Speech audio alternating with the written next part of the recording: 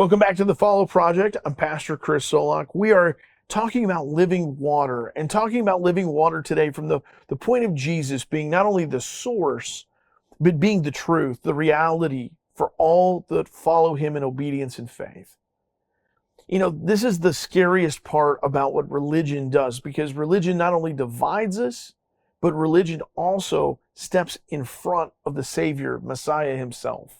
It takes the place of him. It creates barriers to relationship with him that were never intended to be there. And even John the Baptist said the axe is now at the root, in reference to Jesus coming into the world, that heaven sent Jesus to uproot all religious systems, that we would turn to the Messiah and that we would establish relationship once again with the Father through the Son by the Holy Spirit.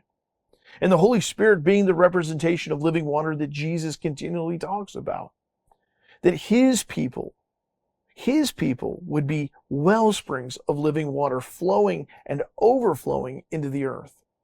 Like the mindset, the attitude, this whole action of ministry that Jesus talked about heaven coming into the earth. And he speaks to it in the Lord's Prayer. He says, not my will, but yours be done on earth as it is in heaven. And then he goes into daily bread. Give me my daily bread. Give me my sustenance. Right? But there's duality in that entire statement. What is he talking about? He's talking about the satiation of heaven. Our souls were longing for reconnection to the Father. So the Father sent the Son. And what was the motivation of the Father sending the Son? Well, that's what John 3:16 through 18 tells us. For God loved the world in this way. He gave his one and only Son, so that everyone who believes in him will not perish, but have eternal life. For God did not send his Son into the world that he might condemn the world, but that the world might be saved through him. Anyone who believes in him is not condemned, but anyone who does not believe is already condemned, because he has not believed in the name of the one and only Son of God. You know, this is the continual confusion I think that Christians run into, even in the midst of that word Christianity, is that we often will put a pastor or a teacher or a church or a denomination or a theological belief system up above that of relationship with Christ. I'm going to be honest. I had grown up in the church and left the church for many, many years, decade and a half, before Jesus knocked on my door and interrupted my life. And what a beautiful interruption it turned out to be. But I didn't pick up my old theology. I didn't pick up the doctrines and all the things that I had been raised with. No, Jesus started me down this path of just getting to know him. And in that, some things that I had been taught since I was extremely little, I was able to hold on to. And there were other things that he's like, that's got to go. We got to throw that out. That's not me. That's man. That's religion. That was your grandfather's opinion. That was your dad's opinion. That was your mother's thought. Like, there was a bunch of stuff that was handed to me that wasn't him. And so there was a lot of things that I was taught and taught by really wonderful people with great intentions that was him.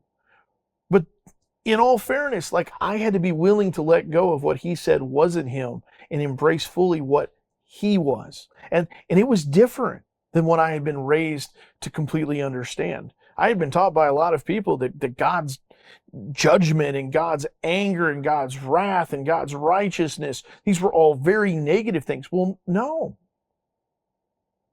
they're not. They can be, but the reality is that for anyone who refuses God, yeah, we stand condemned by not receiving God. But the reality is that Jesus didn't come to condemn anybody.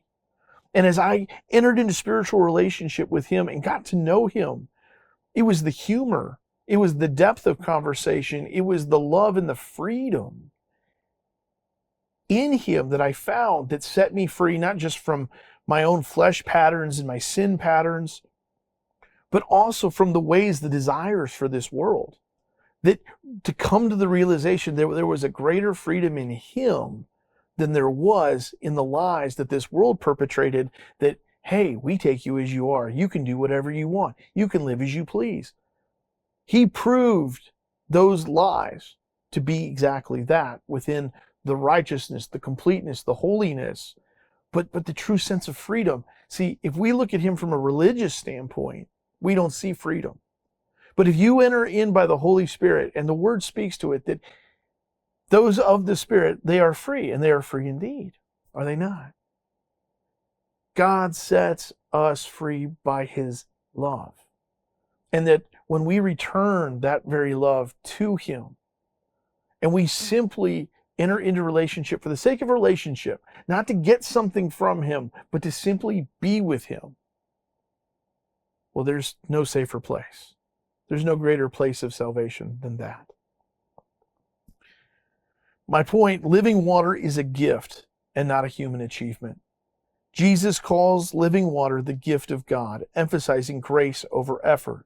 It cannot be earned through morality, heritage, or religious discipline. Look, you number one, can't outgive God. You also can't be holier than God. And the reality is that we were born into sin, not because we chose to be, but because it was necessary for us to enter into relationship as God had desired it to be. He didn't desire for sin to be in the world, but since sin entered into the world, he had one of two decisions. He could stop making man. He could stop the lineage of Adam. Or he could send us in under this condition, ransoming us, calling upon us, showing himself to us, that we would choose between the freedom of delusion, which is sin, and the freedom that is truly found, which is in Christ. This is the beauty of the gospel itself. It's the beauty of the sacrifice of Jesus. He is our living source. Put nothing in front of him, because he is the source. And if you live by the source, you will become a wellspring of living water. Until next time, be blessed.